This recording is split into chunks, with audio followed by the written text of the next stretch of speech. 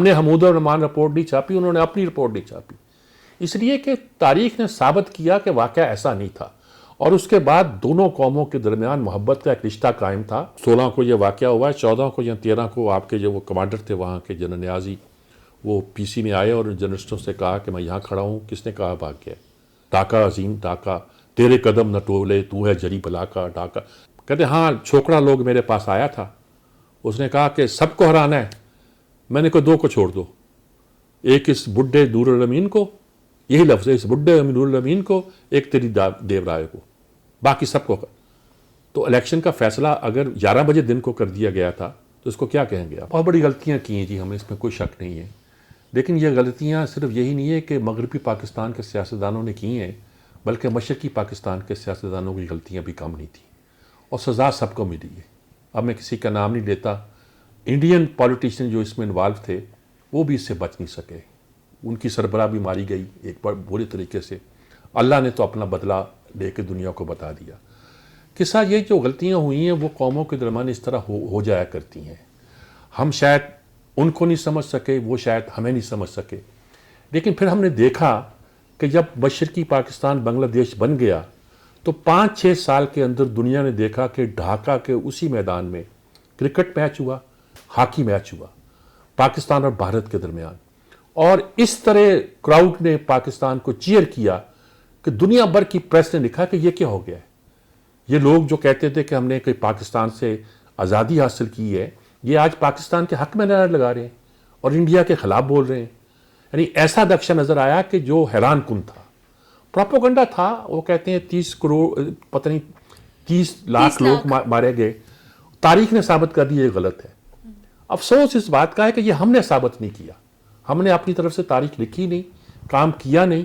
وہ بھی ایک انڈین رائٹر تھی شرمیلا بوس، جس نے پہلی بار جا کے تحقیق کی، ایک ایک چیز کو دیکھا، ایک ایک چیز کو پرکھا، اور یہ پتہ کیا کہ مجیب بیچارہ جاہل آدمی تھا، وہ 3 لاکھ کہنا چاہتا تھا، وہ 3 ملین کہہ گیا۔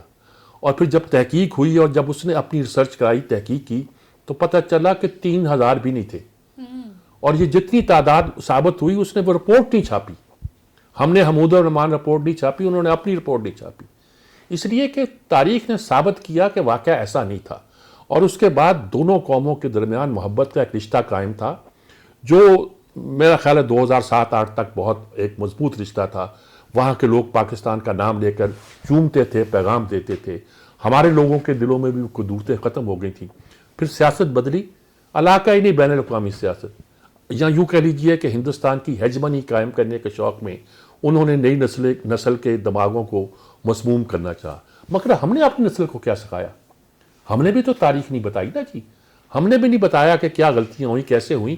سہروردی ہمارے وزیر اعظم رہے ہیں، میرے لیڈر ہیں آج بھی، خواجہ ناظم الدین آج بھی میرے لیڈر ہیں، یہ دفن ڈھاکہ میں ہیں لیکن آج بھی ہم ان کو اپنا لیڈر سمجھتے ہیں۔ وہ ہمارے وزیر اعظم بھی رہے، ہمارے گورنر جنرل بھی رہے، محمد علی بوگرا ہمارے وزیر اعظم رہے، خواجہ ناظم الدین، سہروردی، محمد علی بوگرا سب میرے لیڈر ہیں۔ شیر بنگال میرے لیے پاکستان کی تاریخ کا نام ہے، مسلم لیگ ڈھاکہ میں بنی تھی، سب سے پہلے ان لوگوں کے دلوں میں پاکستان کی محبت پیدا ہوئی تھی، صوفیوں کی سرزمین ہے، ایک ایک ذرے پر پاکستان کا نام وہاں ثبت ہے۔ اب آپ جو پریزنٹ پولیٹکس ہے جس میں نئی نسل کو سب کچھ بلا دیا گیا ہے یا کر دیا گیا ہے، اس کے اثرات بھی جو میں کیا کہوں کہ کیسے ظاہر کریں گے؟ ہم تو اپنے لوگوں کو تاریخ نہیں بتا سکے، ہم اپنے لوگوں کو نہیں سمجھا سکے کہ ہماری جو فوج تھی اس نے وہاں کوئی ظلم نہیں کیے، وہ بہادری سے لڑے بھی۔ ابھی ایک شاید ڈرامہ بھی سیریز شروع ہوئی ہے، ہمارے دوست کرنل جو کیا نام ہے ان کا، کھیل میں چیمہ صاحب، کرنل چیمہ جو ہیں، ان کی کتاب آئی ہے بچھڑ گئے، اور ٹی وی اس پر ڈرامہ بھی نشر کر رہا ہے۔ یہ سارے بتاتے ہیں کہ اس زمانے میں کیا رشتے تھے، کئی تعلق تھے۔ ہمارے ہاں صرف 4-5-6 کتابیں ہیں، ان کی لائبریریاں بھری ہوئی ہیں۔ ہمیں تحقیق کرنی چاہیے، ریسرچ کرنی چاہیے، بتانا چاہیے۔ کوئی کم ظلم نہیں ہوا مسلمانوں پہ وہاں، پاکستانیوں پہ، جن لوگوں نے پاکستان کا نام لیا ہے ان پہ کم ظلم نہیں ہوا، بنگالی تھے وہ لوگ۔ یہ میں ایک تحقیقی بات کرتا ہوں۔ ایک بار ہم انڈونیشیا میں گئے تھے، بنگلہ دیشی وفد کی ایک لڑکی نے بہت تیز بات کی، لیکن اس کے منہ سے نکل گیا کہ اس وقت جب پاکستان اور مشرقی پاکستان الگ ہوئے تھے، بنگلہ دیش بنا تھا، تو 19% ہندو تھے اور آج 5% ہے. یہ کیوں ہوئے؟ بس یہی دیکھ لیجئے گا.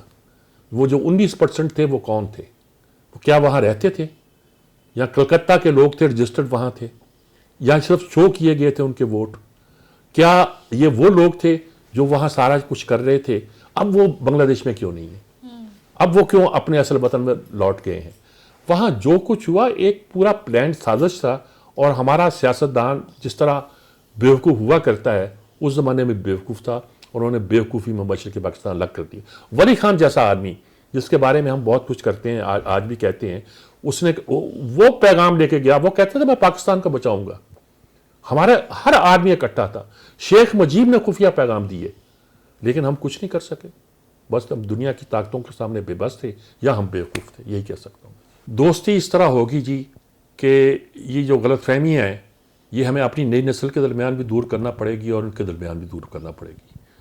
آج بھی وہاں کی خاموش میجورٹی جو ہے مشرقی پاکستان جسے میں کہتا ہوں اور بنگلہ دیش کے لیجئے وہ پاکستان کے ساتھ ہے.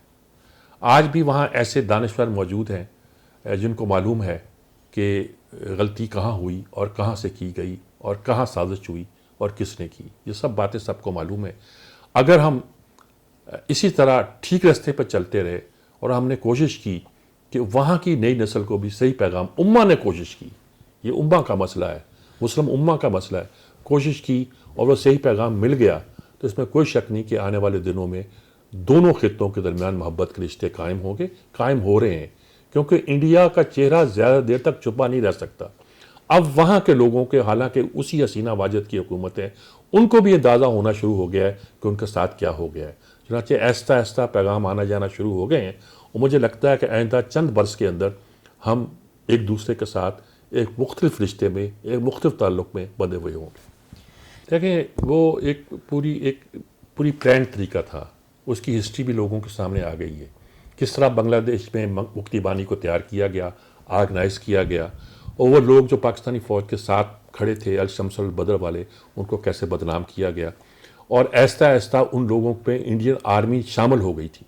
اور جو لڑائی کی مکتی بانی نے وہ اصل میں انڈین آرمی ہی تھی اور انہی کے لوگ تھے.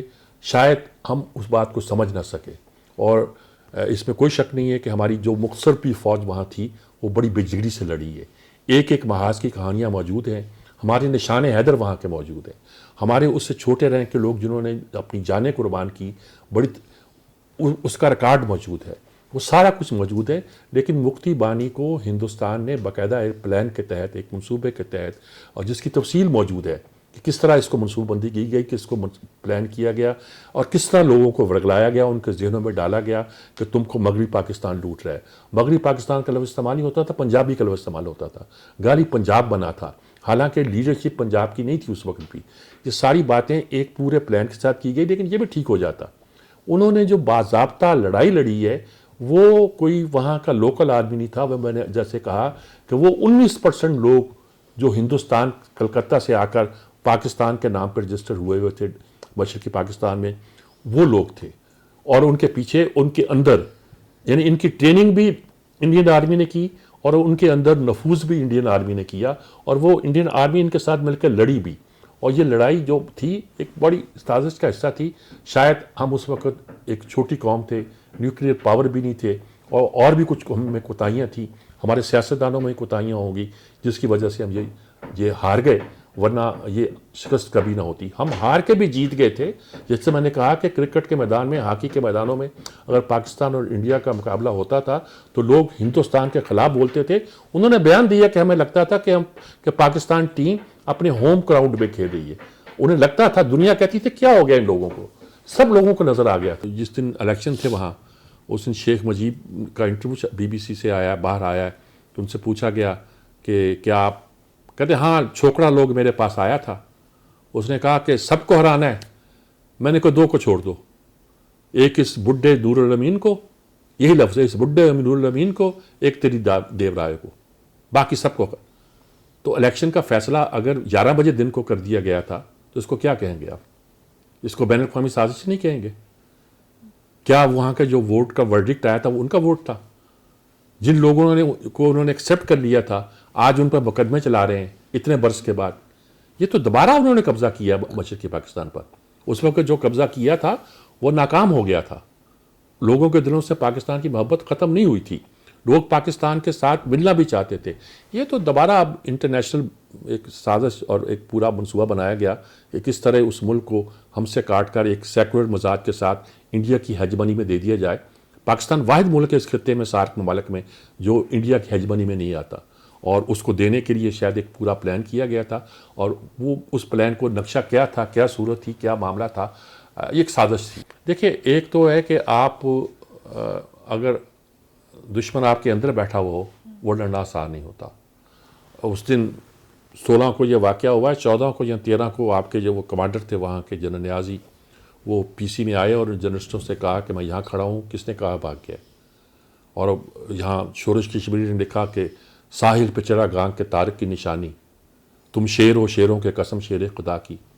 اور ڈاکہ عظیم ڈاکہ, یہ کسی اور کا تھا, ہمارے شہزاد احمد کا تھا. ڈاکہ عظیم ڈاکہ, تیرے قدم نہ ٹولے, تو ہے جری بلا کا ڈاکہ.